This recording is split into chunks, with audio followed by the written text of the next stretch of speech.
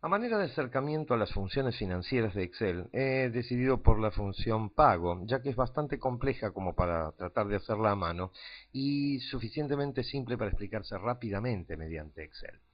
Entonces, la función pago, decía, es una función que me va a permitir obtener el valor de la cuota de devolución de un préstamo conociendo el monto original de ese préstamo, cantidad de periodos de esa devolución y la tasa anual que a este efecto debe ser fija. Muy bien, para calcular la cuota, entonces nos pasamos a la celda B6 y allí escribimos pago. Fíjense que cuando una función está correctamente escrita, al momento de abrir el paréntesis, aparece la etiqueta por debajo que me indica cuál es el próximo parámetro a ingresar y los parámetros totales que necesita. En este caso el parámetro siguiente va a ser tasa, que la tengo en la celda B4, por lo tanto marco B4. Pero he aquí que esta tasa es anual y yo estoy averiguando una cuota mensual. Por consiguiente, debo dividir por 12.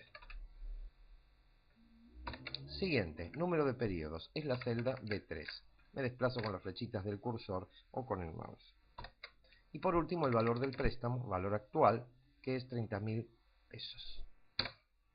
El valor de esta cuota es de 697 pesos. Los demás parámetros que solicitaba la función, a saber DF y tipo, se refiere al valor final cuando existe una devolución al cierre, una especie de leasing, y tipo para determinar si el interés se calcula al primero o al 30 de cada mes. Por default, toma el 30, que es lo más habitual. Por eso no agregué ninguno de estos dos parámetros, ya que son irrelevantes en este cálculo.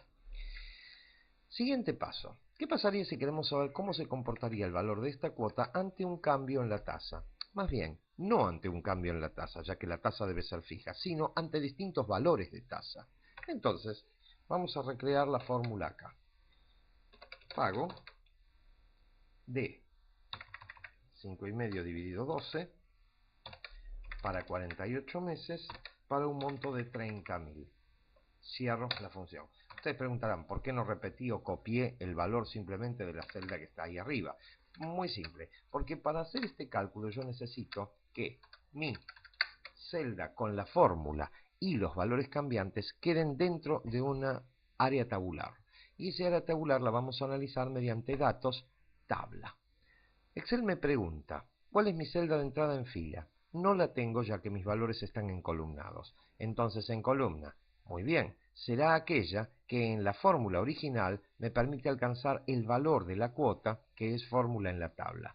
A ver, esta cuota es una fórmula que integra esta tabla. Por lo tanto, para llegar a este valor utilicé un valor de tasa. ¿Cuál? El que se halla en B4, por supuesto. Acepto y Excel recalcula la misma tasa para los demás. Es decir, la misma fórmula para las demás tasas. Muy bien, ahora vamos a volver a poner la fórmula, pero esta vez para un doble cálculo. Pago de esta tasa dividido 12 para 48 periodos para un monto total de 30.000 negativos. Nuevamente la tasa. Ahora bien, como habrán podido adivinar, en este caso vamos a trabajar sobre dos variables simultáneas, variación en la tasa de interés y variación en el monto solicitado. Datos, tabla. Ahora sí, ¿cuál será mi celda de entrada en fila? Sí, es esa, aquella que en este momento sostiene el valor del préstamo total por el cual llego a esta cuota, o sea, B2. ¿Cuál será mi celda de entrada para columna? Aquella donde se halla mi interés, o sea, B4. Acepto. Y Excel ya recalculó en forma automática, mediante el uso de tablas, las funciones equivalentes para todo. O sea, el nuevo valor de cuota en una sola operación. La ventaja de este método es su sencillez para gran volumen de cálculos y el hecho de que además es más rápido de realizar que andar copiando la fórmula.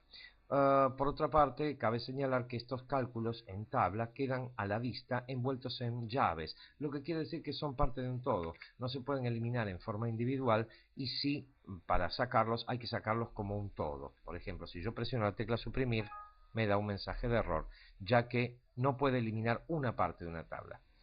Ahora bien, último paso, ¿qué pasaría si nosotros, bueno, queremos sacar un monto, pero no disponemos del efectivo para devolver 700 o casi 700 pesos mensuales?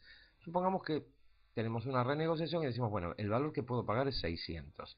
¿Cuál podría ser la pregunta? Bueno, punto 1. ¿En cuántos periodos lo puedo devolver? Si tuviera elasticidad. O lo que es más probable, ¿cuánto me pueden prestar si solo puedo devolver 600? Muy bien, para eso tenemos otra herramienta llamada Goal Seek en inglés o buscar objetivo en castellano. En este caso yo tengo una fórmula. Esa fórmula tiene un valor basado en los parámetros, en los datos de sus parámetros. Muy bien, yo puedo decirle que el valor de esa fórmula sea seteado al resultado que quiero obtener para cambiar una de sus variables. Por ejemplo, el monto a solicitar. Entonces, le estoy diciendo a Excel, decime que el valor de esta cuota no supere 600, o sea, mejor dicho, que sea 600, para cambiar el monto pedido. Aceptar. En un parpadeo, Excel recalcula la función de tal modo que me indica que con 25.800 pesos puedo pagar 600 de cuota. A veces este cálculo puede entorpecerse si llego a un ciclo sin salida, pero creo que este no es el caso. Me refiero a ciclo sin salida cuando Excel no puede hallar una respuesta. Puede pasar un rato dando vueltas. Por ejemplo, vamos a preguntarle, ¿cuánto sería para que esta cuota fuese de 500 pesos cambiando la cantidad de periodos? Bueno, ha encontrado una solución. Sí, a 70,34 periodos, un poco mucho, pero pagando 500 pesos puedo devolver el monto. Esto fue una primera aproximación a funciones financieras. En la sección de Downloads van a encontrar un paquete de ellas armado y operativo como para comparar distintos casos y resultados. Muchas gracias.